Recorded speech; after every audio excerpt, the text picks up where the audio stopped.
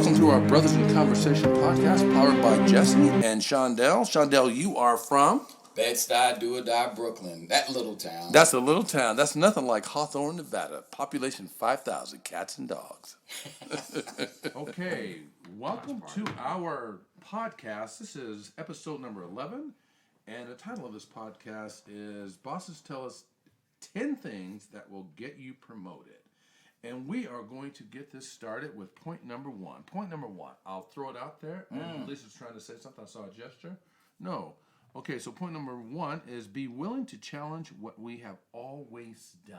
Yes. Let me set that up, and then you take it set from it up, there. man, because I'm going to knock it out. So be willing to challenge what we've always done. Basically, what we're saying with that is oftentimes we have seen, and you have seen, and you've worked in companies where things are not quite right, and no one's talking about improving in those matters because this is the way we've always done it. Right. So, but just because it's the way you've always done it, and you've brought in some expert that's good at what they do, does that mean you should keep doing it that way just because that's the way you've always done it? So, be willing to challenge what we've always done.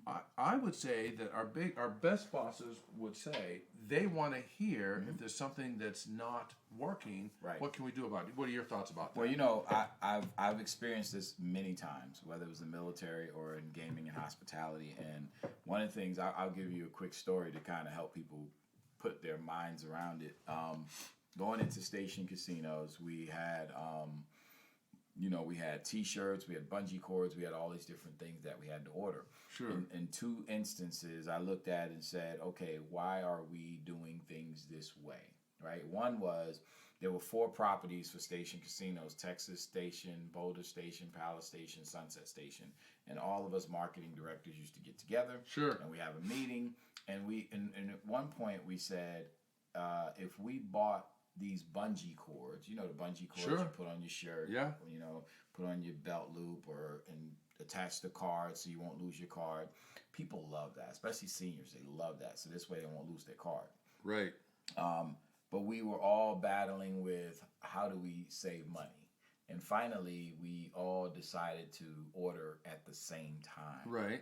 And that was an idea that came, by way of us brainstorming and coming with an idea. And then later on, when we looked at T-shirts and different things like that.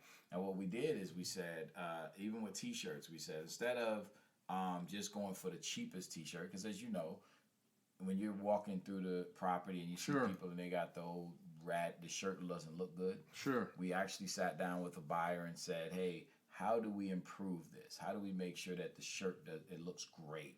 Sure. It helps your brand. Sure. It wears really quickly after a few washings or whatever. Everybody used to go for price, and our buyers were always like, oh well, no, Shondell, we always did best price. Right. Best price is where it's at. I said, so we're going price over quality, which now if we go quality, we don't have to order as many. Right. Oh. Bing. Right. So just challenging the norm is a great way to help people recognize and realize that you are thinking beyond just doing the transaction. Because I could just easily go in and say, let's just order the shirts the way we did before. Right, always. Which is standard. Order bungee cords the way we did before. And not have a fuss. I think where most people get scared is they think if they start challenging the norm, that actually gets them fired. That gets them on the naughty list or something like that. They're afraid to make that suggestion. They are, and they're afraid to, and oftentimes they don't know how to. Right. So I think I really believe that you can say anything you want to just about anybody that you want to, and I think it gets down to how you say it and when you say it. I believe in time and timing. Just because it's on your mind.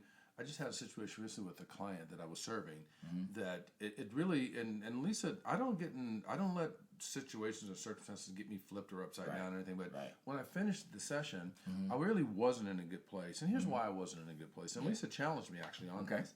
I wasn't in a good place because this person that I was coaching got really sideways with her jargon towards me, very defensive and almost, and very much attacking. Sure.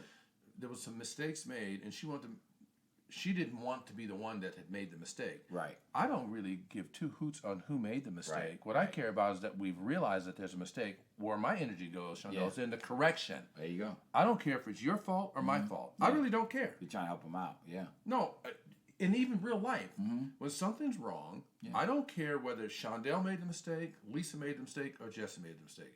What I care about is what are we going to do about it? Right. How do we resolve it? Right. But she was ensuring that she wasn't at fault. She wasn't at blame. And so it got to be so challenging that I decided to pull it in. That's really hard for me because I'm one that I must express what's on my mind. Sure. But I'm also of the caliber that I understand I can't do that at all times. Because if I had done that then, what do you think would have happened with the situation that was already heated up? Oh, yeah. What would happen? It would escalate. It was going to get Definitely. worse. Yeah, absolutely. So it took me a few hours to unwind from that energy shift. Right. Not because it happened, but because I didn't say what was on my mind. Right. Right. But I will say what's on my mind. But now I'm going to say it in a cooler climate. Yes. Do you see what I mean? Oh, yeah, yeah. So Definitely. people have to learn that too. What are your thoughts on that? You know, people have to learn. I always say that people have to learn how to communicate. They have to learn how to articulate, and they have to know when to use the right style of communication. Yes. They have to understand that. My inflection was going to be superheated at that moment. Right. Because it was ridiculous why we were even battling over this in the first place. Let's just get it on. Yep. We've recognized that there was a glitch. I don't care who's at fault. Right. Let's go into And then correct. you watch how you ever watch people when one person yells and the other one yells and then the other one yells and the Yes. other one yells and the other one yells. It keeps going and keep climbing. Yes. Yeah. Nothing gets accomplished. So the communication falls. Yeah. So I like that. So Yeah. point number 2, bring the bad news first. Yeah. When you hear bring the bad news first, Right. this is from bosses that say this is basically these bosses are telling us this is how to get promoters to follow these 10 steps is to do these things. So Yeah. so we're talking about getting promoted or being promoted, but making yourself eligible. Yeah. And so point number 2 says bring the bad news first. Well, I think for most of us that are bosses or employers, we want to hear straight up. Like, tell me what the problem is. Yes. Tell me what the issue is, and then let's go solve it. Because Right. if you dance around it and you play around with it, it never gets solved. And then we would prefer to hear, you know what, I broke the copier, Right. right? Because if you start with, we got a problem, there's an issue, Right. but it really isn't that bad. Don't worry about it. You start doing all that kind of stuff. Just say, I broke the copier. Right. Now we can go and deal with it. But when you go all around and we don't ever understand that you broke the copier, we can't deal with it. Well, that's a good point. I also believe that that's true. 'Cause it's a delay in terms of the correction. I also believe that when we're not bringing the bad news first to the superiors, what ends up happening is a cesspool is building. And quite frankly, bad news travels very fast. If it's not traveling up, it's definitely traveling around because people are going to be talking about it. Right. So while they're talking about it, what's happening? Yeah. It's taking away time from production. Yep. Productive time Yeah. on everybody's part, right? Yeah. So my thought is this: I like bring the bad news first to Sure. the boss. I actually, quite honestly, along with bring the bad news first, I like to do that in a style. I like the sandwich style. I like to. You don't have to spend a lot of time to put a soft, piece of bread on top. Bring something that's decent or forthright or positive. Then put the bad stuff right in the middle. Right. Put whatever the challenge stuff is in the middle, and close it off with another soft piece of bread. The Yeah. soft piece of bread could be your recommendations of some solutions. Yeah. You don't just have to bring the bad news. You Yeah. can bring the bad news, but also be willing to be prepared to have solutions. Yeah, I've done that many Right? times. Especially when you do grand opening of casinos, I'm obviously responsible for the signage, right? Right. So sometimes because there are so many changes, you know how it is, right? You're in charge of the whole property signage. Everybody wants to have an opinion, so you start off with a draft, right? Right. Then you get to the final draft, and then you're there. Yeah. And then at the last minute, your CEO or whoever comes and says, "Oh man, I wanted to make this change." Them not realizing that causes a whole chain reaction. So now you go in and you say, they go, "Oh, we can reopen the property in 24 hours. Where's our signage?" Right. Well, you caused the problem, so you want to start with Exactly. that. But you start thinking like, hey, here's the problem, but don't worry about it because I was told it's going to be in at this time. Right. So that what you're saying is kind of, soften the blow. Yeah. Tell them, hey, we do have this problem. I know in the back of your mind, that little voice is saying, right, man, you caused the problem because you shouldn't have changed it at the last minute. But you go back and say, all right, look, in 12 hours, we're going to have it. We're going to have it installed. We're going to be ready to go. It always happens. I agree. Yeah, it's going to happen. I agree. So that's well said. I like that one. And a lot of people don't realize it's really just that simple. But the key to it is also, as you're talking to your boss, right? You do want to say, hey, it's your fault. But at the same time, you have to have that discretion and say, I just solved the problem. Don't verbalize it, and then don't make it visual to them. They used to call me, they used to wonder what was wrong with me because I was so calm in those situations. Right. And my GM at the time, he was like, man, everybody else is freaking out and you're so calm, because I didn't want them to feel what I was feeling. Right. And making sure that I calmed him down. So again, what you said is he would calm and he'd make a little joke about it, but then he'd freak out again. So That's interesting here that you did, because we've never had this conversation either, and that was exactly my style too. And quite frankly, the more tumultuous the situation, the more calm I would be. And to your point, what that ends up doing, especially from a leadership perspective, that lets people know that there's going to be a decent resolution for it. Yeah. But if you allow yourself to get up in arms about it, now that negative energy or that strong energy that's not conducive towards solution is not there. And I'm not afraid to say it. I know my boy Steve Arcana, sometimes he listens and watches us. So, and it's just a nature of Italian guys. And that's not a stereotype. That's real. Like, they get all hyped up. More energy. Like, more energy. Yeah. Yeah, man, we got to get this done. Let's go. Right. I'm cool. He's like, man, I can't stand your comments. Well, it's so funny you said, because I've got strong Italian roots as well. My strong Italian roots come by way of the Ciccone family out of Vancouver, Canada. Let me back up. That's not true. That's partially true. My original strong roots from the Italian side come from the Del Portos, from Hawthorne, Nevada. Okay. And then I went from the Del Porto, spent lots of time with Don Del Porto and his mother, and father to a degree, but mother and Donna, a lot of time with them. Her name is Donna. Yeah. Just incredible growing up. And then with that, which I had to be Italian in another life, because I come to college and I meet this guy named Jim Moranto. Okay. Another Italian. We're super Italian all through college. Yeah. Right? And then I get deeply into my profession, and then I meet the Ciccones. Right. And now I've been around Steve. the Ciccones. Look, Steve is there. Hey, Steve. Is I'm waving at him right now. Is that our Italian friend? Yeah, Steve Arcana. That's my buddy. You know what? And again, he and I did some great work at what everybody sees now today as Santa Fe Station. Yeah. That was his vision. We had that vision all along. Nightclub, center bar, all that kind of stuff. But during the opening times, it was very stressful. And he was always kind of hyped, and I love his energy. Because he's got great energy. Yeah. So what I'm saying is, there's another overlap that we've never talked about, was our Italian background connection. Yeah. All the way from the time I was in the Junior High School, all the way through college, all the way back to elementary school. And it's really, and when I say a prominent Italian family, I mean we're very, very, very close. Right.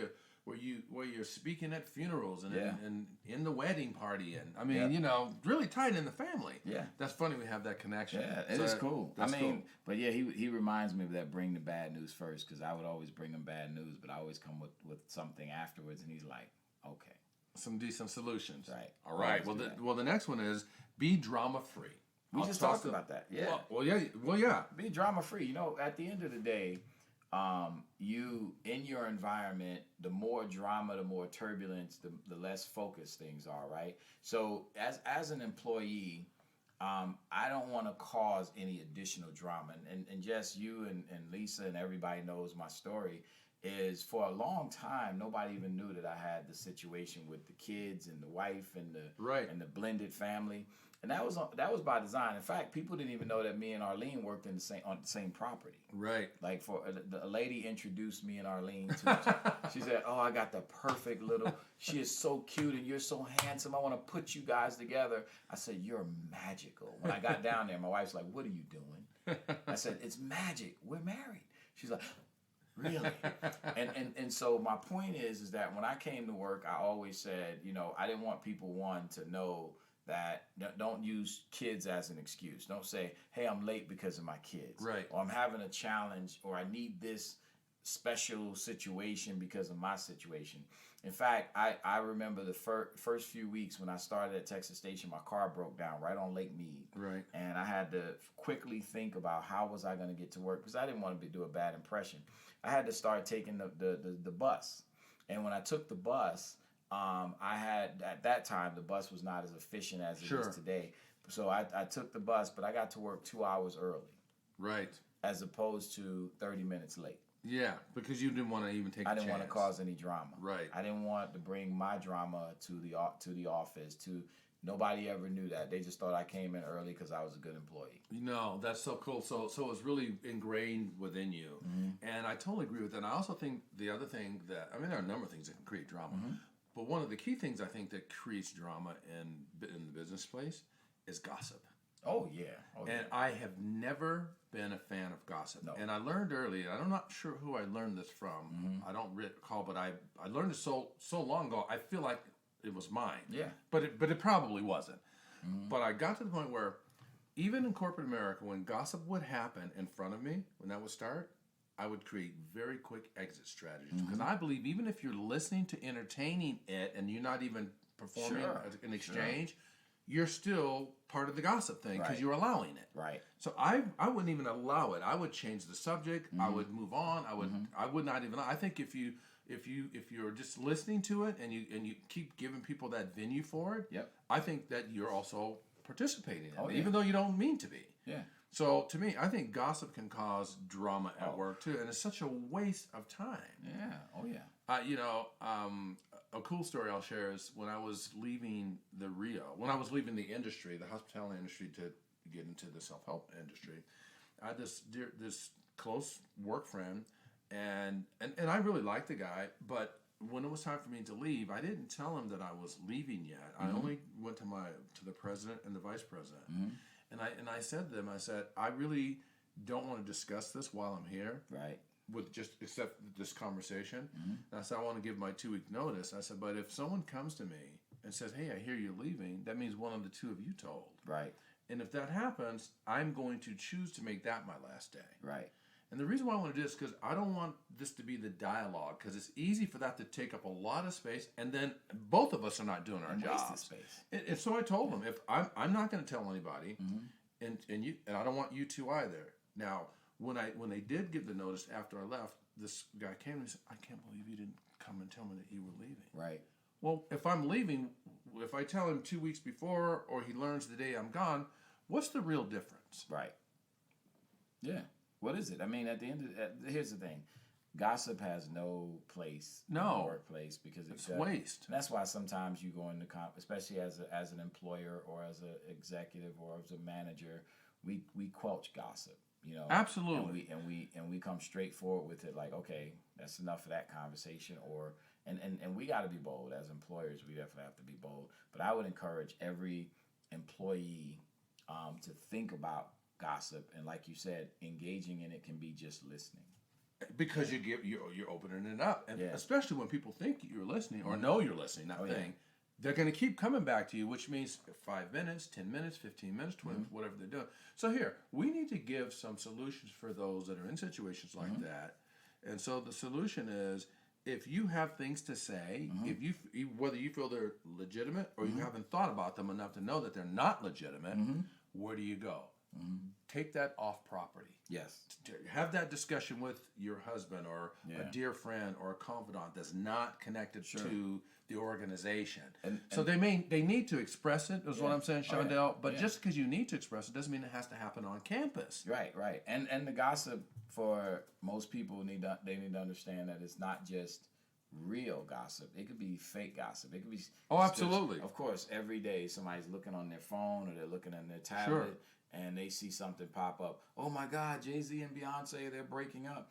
That gossip even in itself is very, very toxic in the workplace, because now your team is having a conversation about two people they don't even know. And likely never will. Right. And it's taking up time. Yeah, it's taking up time. So so we're good with that. Yeah. Well, let's move to the next one then. The fourth one says, get self and get others. Interesting. Now, I love that one. So that, when we talk about get self and get others, what that is expressing is really understand yourself Right.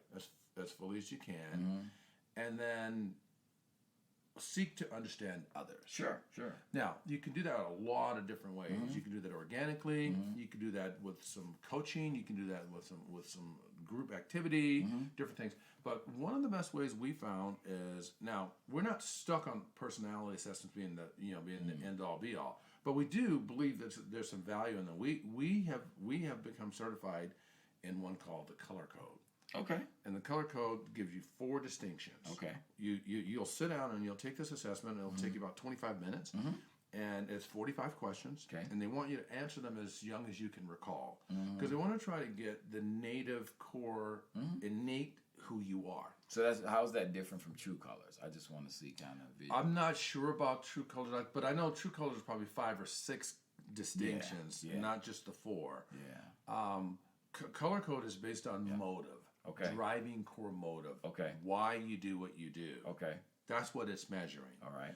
And so blues are motivated by, they want intimate conversation and they like being understood. Okay. Yellows are motivated by fun, lighter activities. Whites are motivated by inner peace. They do not like conflict or confrontation. Got you. And reds are motivated by the power of getting things done, execution. And people like to say they have a controlling attitude, the reds, but they just like to be in control of themselves and stuff. Yeah. So when you learn those distinctions and you learn what yours are, this will give you like a 38-page report of your strengths, your limitations, your wants, your needs, and it gives you all of that. Yeah. So that's you getting yourself. But while you're getting yourself, you're also getting others, because you're learning the distinctions of. So the goal is to learn to speak other people's language. Okay. You know, it is similar to True Colors. They have 4 colors. I think it's orange, green, blue, and yellow. I'll have to look at True Colors. I've never heard of that. They're similar, because Okay. I've had a guy do True Colors for our different retreats. Okay. And it's kind of like talking about understanding yourself and then understanding how to deal with others. And we had to do a lot of that in the military.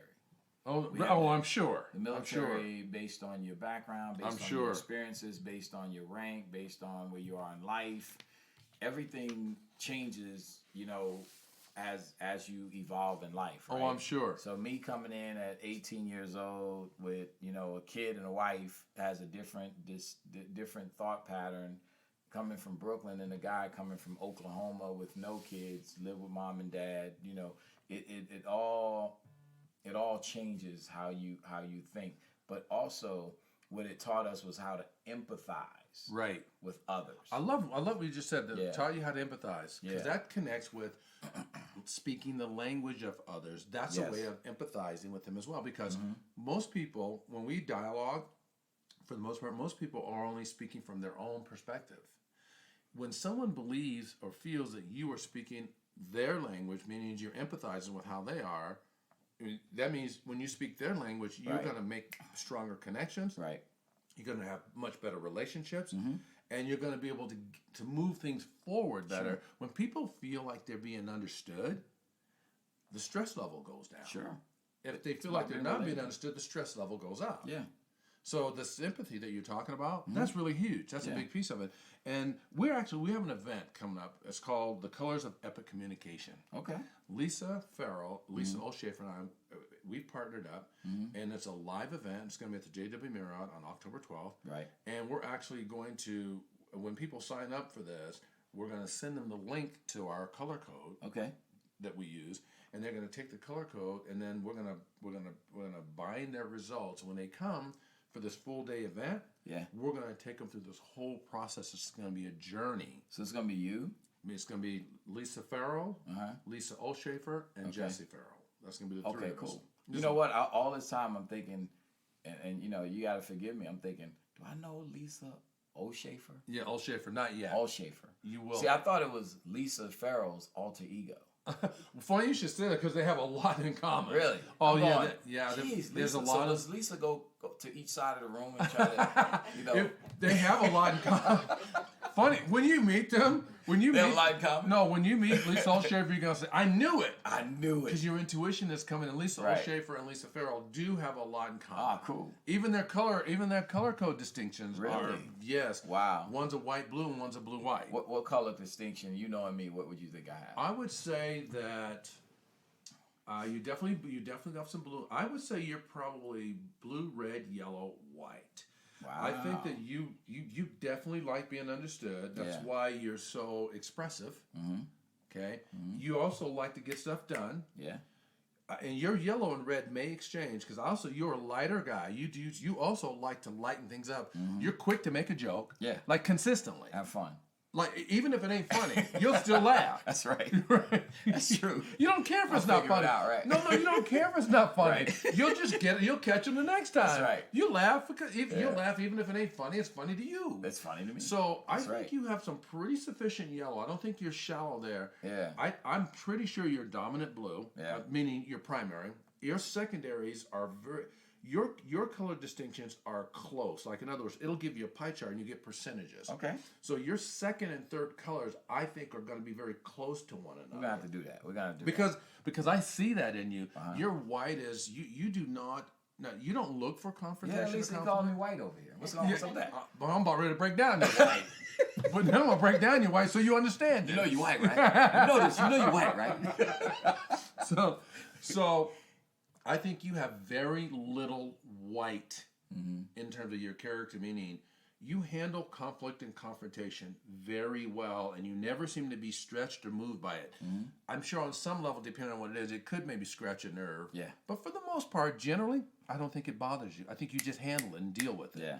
See, those people that have higher whites, they have a harder time with that. Right. So I believe that you're blue, red, yellow, white. Okay. And again, it might, that yellow and red might switch up on them, but if it does, they're close. Okay. When I deal with you, I always treat you like a blue. I always want to ensure the platform's open for you to be understood, and there's just a great rhythm. Yeah. So Lisa and I, we always color code everybody that we meet. We organically color code them. Sure. To learn to speak their language. That's perfect. Yeah. You see, so we're literally doing it all the time. Oh yeah. And it's almost like a Windows backdrop now. But so when people come to this event, it's going to be a journey of exploration into themselves. That's what they're going to Nice. When is it? October 12th. So it's Okay, gonna 3 days before my birthday. So this is my birthday gift to you. Go do it. Oh, look at that. Oh, thank you. I appreciate that. 3 days before your birthday. I like it. It's going to be $169 per ticket if they do early bird. Sure. And then it's going to be, for two, it would be $299 if you want to buy for two. And then the ticket price after that will go up to $197. And let me just tell people how much of a bargain that is, because once you understand who you are, you can understand others. Your value to your employer goes sky high. Oh my gosh! Now you're the ultimate leader. You're the ultimate team player. Nobody could ever say that, whether I was in the military or in at the stations, that I was not a team player. In fact, I go back to the property now, and people are still saying, "Man, we miss your energy. We miss." Oh, I'll bet. I could talk to the person cleaning the ashtrays, to the person because it's who cars. you are. Yeah, because you once you get yourself and you know who you are and you're confident in yourself, and you can walk around and talk to others and help them feel the confidence. It's amazing. It just changes the whole energy. It does. And you talk about employers, and it'll help their unit, it'll help the team, it'll help the company. Yeah. But it'll also help their close relationships. Let's assume you're having some challenges in one of your intimate relationships or whatever, and you come to this event. I dare you not to take this intelligence home, because you'll get a chance to take a look in the mirror. Right. You'll see your limitations, and those limitations are likely affecting your relationship. So when let's assume you're having trouble with your loved one back home. For whatever reason, whatever the situation, say it's been extended a while, you don't know how to manage it, know what to do about it. You know what the color code says? The color code says take 100% responsibility for all of your relationships. Yes. You know what that means? Yep. That means, I know you know what that means literally, but in color code language, what that means is you now have the intelligence. So you be 100% responsible for your relationships. Right. because you're bringing a talent and an intelligence and a tool, a system, a tool, a process that the other person doesn't have. So you take And responsibility. very simply, if you know better, you'll do better. Exactly. Well said. Right? That's Very well simple. put. Well put. If you know better, you'll do better. Your theory of if you know better, you'll do better is synonymous with take 100% responsibility because you can. Yep. So we're excited about the event. We know it's going to be very, very powerful. We know it's going to be a great day. And this isn't our first rodeo. We've done many of these over the years. I'll tell you, it means a lot in doing similar type of events. I'm telling you, it changes your life. It changes your world. It changes your relationships personally. And that's what we want. Yeah. See, we've done this for companies. Right. Now we want to do this for the general public. We want to do this for people that may not have this opportunity within their company. So this is going to give them that opportunity. Oh, no, it's going to be great. So get self and get others. That one's a big one. So I'll mention that a few times along the way. But the fifth one is never skip the office party. What do you think about that one? You know, I can't wait to get your thoughts on that. I love never skip the office party because I think that gives you some, similar to what we were just talking about, it gives you some data that you can process and you catch people in the natural light, right? I remember watching the movie Sparkle. The one Whitney Houston's last movie, and the guy was saying he wants to see the girls in the when they wake up in the morning. What he meant was he wanted to see them in their natural light. And normally at office, I like parties, where you're going with you can this. see people, right? They become natural. They become relaxed. They start giving you nonverbals and verbals that tell you more about them. And it also takes your relationship with your bosses and others on to a different level. Give it to me. Yeah. I love what you just said. I love that you talk about they get to see in a natural light. I love the fact that you said it gets to take the relationship to another level. Now, it may be in a position in that maybe you don't want to be there. Yeah. Or maybe that's not your thing. Or maybe the timing's not right. I had a situation with a client that I was serving, and the timing wasn't right. The boss was a super high level boss. And my client, she was invited to his inner circle work. It was only going to be 6 of them. She wasn't going to go. Right. Because it was her daughter's birthday. Your thoughts? You know, it was her daughter's birthday, so she wasn't going. Well, it's kind of a tough one because it is a tough one. That's why I'm bringing it to you. You want to be there for your daughter's birthday. What I've done in the past is made sure that I was there for my daughter's birthday, and I would basically figure out how to get to the office party and then let them know it was my daughter's birthday. And I'm going to tell you why I do that. Because I think that's the other thing. People don't know how to deal with the situation. Right. So they don't know if they go to office party, how do I deal with the situation? Right. What I would do, and a lot of people that know me know that I would go and say, hey, I'm going to hang out for a little bit, but I got to leave because it's my daughter's birthday. I just wanted to drop in and say hello or talk to a couple of you guys. What that does is that shows your character as a person. It does. And it helps people to kind of say, oh, wow, I see where his priorities are. I see where, but at the same time, you're not just blowing it off. And if you just, because everybody then, that's where the gossip starts. That's where the discussion starts. Exactly. Why isn't he or she here? Well, I like that. So we're going to give them 2 alternatives based on the situation, which what you've just given, Shondell, is a very clean, awesome alternative. And you've corrected the dilemma. I would also say another way that they can do it is to just show up. If the boss is one where he or she is not going to have any real connection towards the sacrifice you're making just to be there, because it's like a dichotomy that's happening, then I would say just show up. Yeah. Both of those work. Look at the situation. If the boss is going to gain, if that's going to gain even more of a respect for what you're doing, then do it the way you said. If you don't think it's going to have that effect, just show up. Yeah. So with this client I was serving, I attempted to get her to see it for herself, and she couldn't see it. So after the session, a day later, before the event, I called her. I said, I was attempting to let you make this decision because it's your choice, but now I have to tell you, you're making a grave mistake if you don't show up there, because that is exactly what you said. You get to see people more in their natural life, so they're going to grow more of an affection for you. Sure. She took it on. She showed up. She went, and she told me, in the future, if you see me making a mistake to that degree, don't make it so soft. No, give it to me. It's a fact. Because going to that special event that he put on, and it was at his house, right? Of all places, right? So it wasn't even at the property, right? So that brought tons of value to be in that space with that circle of people. Because what happens in somebody's home, they relax, they give you more, they just give you more. They give you more information. That's you learn more themselves. Them. Yep. And learning about your boss in their natural light helps you to deal with them all day long. Well said. Learning about them in that natural light, you can deal with them better, and those around you as well. Those other colleagues around you, you get that intelligence as well. And what I want to make sure people understand is that there's a big difference between visiting an office party and brown nosing. Very different. Right? Good call. You have to think about the fact that you're building a relationship, or like I say, building relationships, because now you're getting tighter with this person.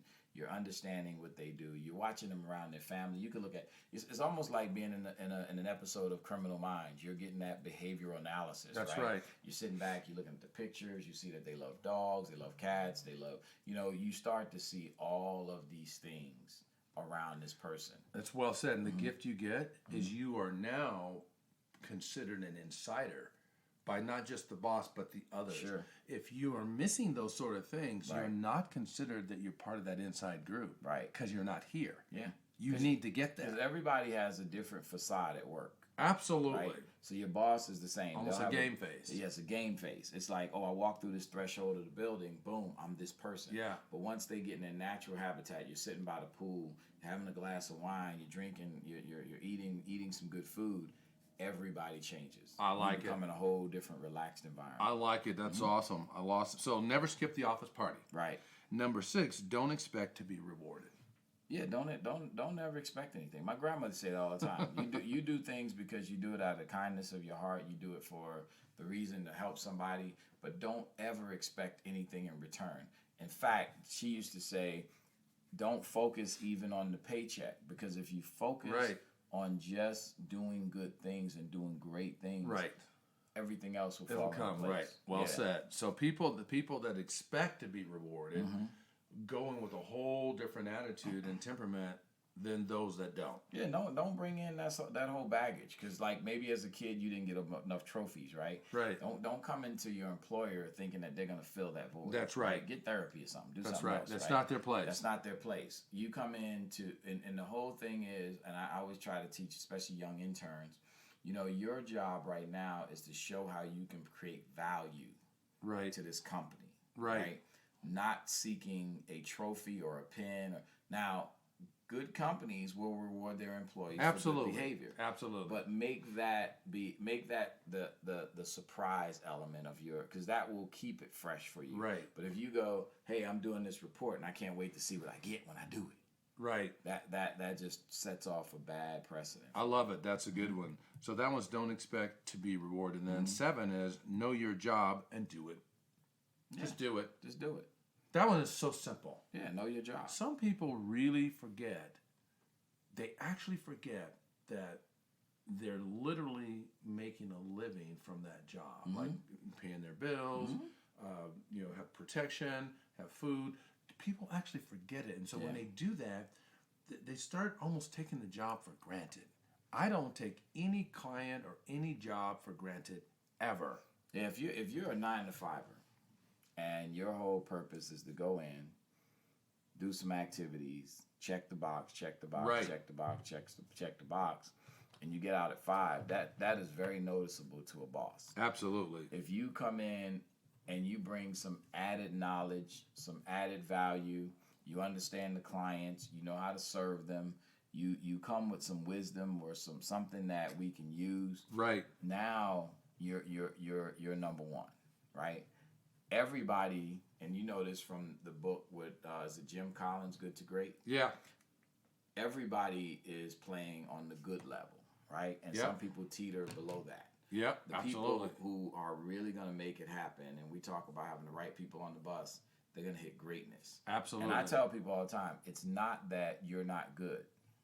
Oh, Shondell, if I'm good, then why are you having this conversation with me? Because you're not behaving on a great level.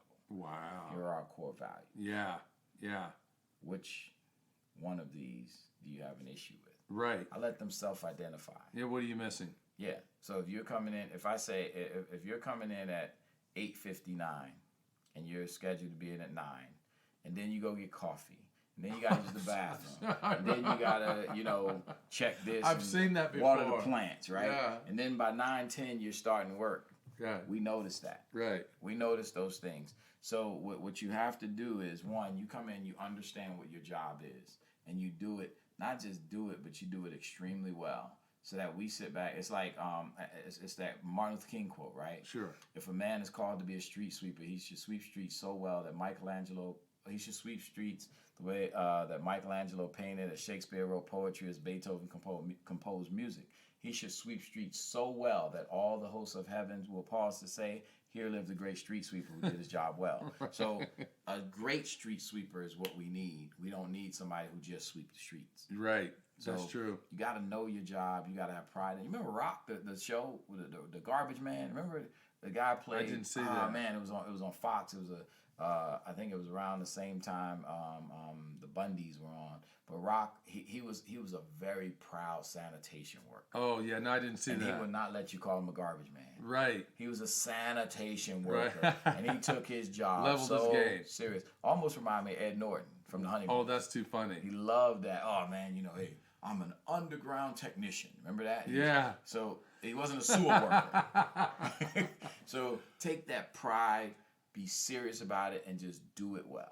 Yeah, you know what? And so you just led into the next one, which you just crossed over into always do your best. Always. That's do your really best. what you. So that would be number 8. Would be always do your Always best. do your best. Which and that's what when you take it on that way. When Yeah. you're a sanitation engineer, not a garbage man. Right. Right. You are just setting yourself up to live up into that level versus something that at the garbage level. Then I think a lot of people do that. Well, all the time. I still remember your story about the basketball, right? Yeah. And how you turned a negative situation into, I am going to be the biggest pest in practice. And I'm going to make my teammates better because I'm going to hound them. Yep. And see, you take something like as simple as I'm on the bench to I'm going to be something different than Right. everybody. So that is it. That's where you take it. No, that's a good bring back. And and most people, especially a youngster that's 16, 17 years old, will let their ego be bruised by the fact that Right. they feel like it's not fair. Right. It wasn't fair, and nor is life. Yeah.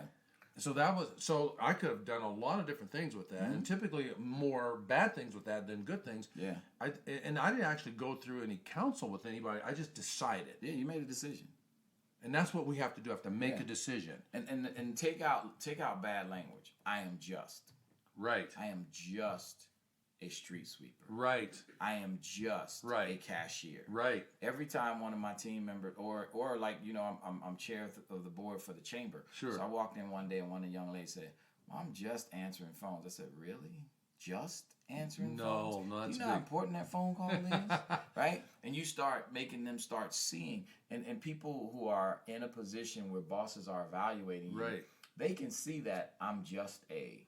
That's right, because she really is more than just. All you have one phone call taken at the right time could completely alter the whole complexion of your business. You Absolutely. could have a signature client Yep. that now is a $500,000 annual client or $1 million annual client. Yeah. And if you were not available to take that call, they have many other options and choices that they Bingo. could just Right. call someone else Yep. that is ready. Yeah. Because they want it when they want it, not when you want it. Right. You know how funny we should say that, because I say the best time to serve a client Yeah, is when they want or need you, not when you want or need them. absolutely. That's the best time to serve. Yeah. So you answering the phone, that means you're already serving by answering the phone. Yep. That's the start. Yep. So Big very time, good. big time. So with that being said, so what's number 9?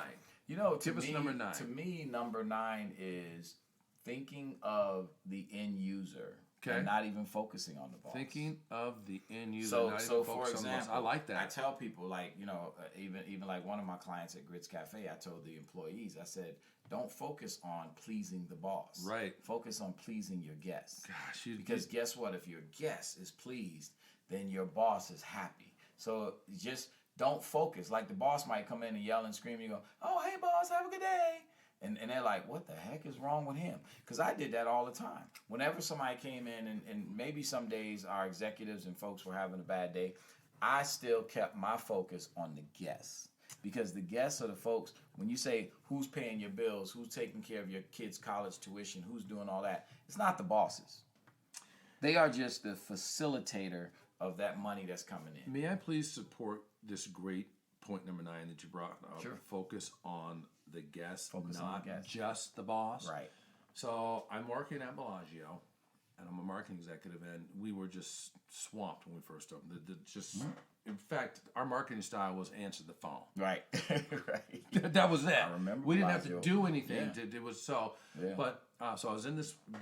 We call it the great room, and it was a credit office, and it was full.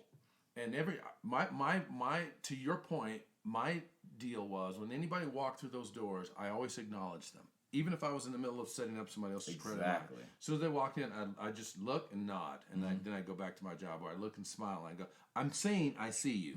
Okay. So this lady walks in, and I did that, like I just said, I nodded, and I kept working. And when I cleared the room, she wasn't there. Yep. And so I stepped outside the doors, and she was maybe 10 feet outside the doors. And I walked up to her. I said, ma'am, I'm sorry. I said, I noticed you walked into the room about 30 minutes ago. Yeah. And I'm not so sure, did you get served? Wow. She says, oh, honey.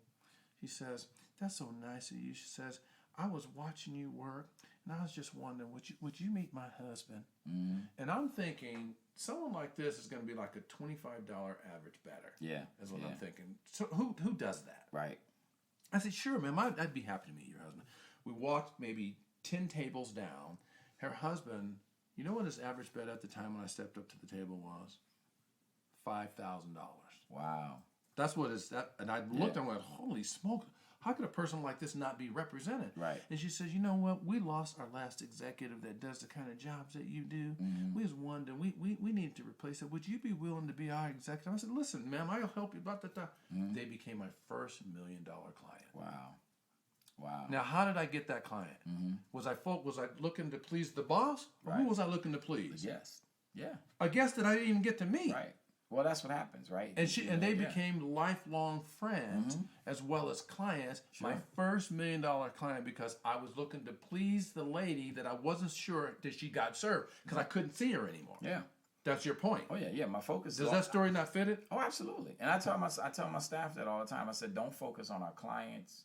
Don't focus on me. Focus on the end user, because that's important, right? Exactly. So when you focus on the end user, you're going to please the client and you're going to please the boss. Of course. Because you're focusing on something beyond a bigger picture. A typical pattern for Las Vegas for people coming out would be 3 to 4 times a year. Those people, after I met them, they came out 10 to 11 times per year. Yeah. Because they had that connection. They knew it was solid. Yeah. So I love that point. By the way, your point number 9 leads into point number 10. Right. It's another crossover here. And this one is, I love this one. Under promise and over deliver. Always. When you under promise and over deliver, you talk to me. What does that do to a situation? What it does is it sets an expectation in somebody's mind, and then when you wow them, they are wowed. The wow factor is huge. When you wow someone, the jaw drops. Yeah. When they go wow, yeah, that sound they make, that means you've touched them, you've reached them, you've connected them, you brought something to them that they never saw coming. Sure. So these. Now, if you flip that, and you overpromise and you underdeliver, it is such a huge letdown. Oh, it's huge. Huge and letdown. You lose credibility, you lose respect, you lose connection, you lose trust, you lose everything. Authenticity. You literally lose almost everything. Yeah. Right. Because nobody believes you. No. You're a con artist. No. You're also not intentionally, you're devaluing that person. Yeah. Because they were counting on you to bring it when you said you would. Exactly. And so that's why, like, I always give people the baseline, and then I go above that baseline. and you do it all the time. I mean, look, you've been married a long time. We know how to play us. Right. We know how to move that Teddy P attitude. Like, and if you don't know that, that's Teddy Pendergrass, just so you know. Yeah, you know how it goes. Come on and go with me, right? We know how to. I'm not going to try to sing the song. I can. Let me do a little bit. Come on and go with me. Come on over to my place. You look like you're lonely tonight. Oh, okay, that's enough. I know the words, but I'm not good. You're better at that. I'm better as a speaker than a singer. We might lose subscribers if I start singing. So, no. Oh, yeah. But that's true. Yeah. But isn't that a great thing to look at the 10 things that bosses know that will help you get promoted? Oh, yeah, absolutely. And, and listen, guys, everybody who's out there, whether on Facebook Live or you listen to the podcast, I want you to understand that we have experienced it from both sides. Absolutely. We've experienced it from being bosses ourselves, and we've experienced it from being employees. Absolutely. One of the reasons why I would say that we were successful in a very, very tough and challenging gaming and hospitality environment is because we had these 10 things that we keep in our head. Well said. Great way to close the program. That's awesome. Yeah. Mm-hmm. So with that being said, I want people to know, where can they find you? They can find me at somenewmarketing.com or on my website, ShondelNewsome.com. Yes, and you have a new class just started on money. Oh, yeah. You know what? Money Smart. Last night we had a Money Smart class, the SBA class. It was the first of 13 weeks. Sign up at theurbanchamber.org, and guess what? You learn how to manage your money. You learn how to manage your business. Do it. You know what? If you guys are listening to Shondel's on his game with this, he will bring it. So sign up for that. Yes, so write him out on always that ready for that. And then at least time we have our October 12th event that we mentioned earlier, and that one is just going to be unbelievable. Gotta make it there. It is actually the colors of epic communication. Yes. Helping you grow the powers of your communication. That's going to happen for us. You can find us on Facebook. You can find us at justtalk.com. And we know when we close our show, there's a way that we like to leave it. You close the show for us. How do we like to leave it? It's all about how you leave them feeling. Do it. Yeah.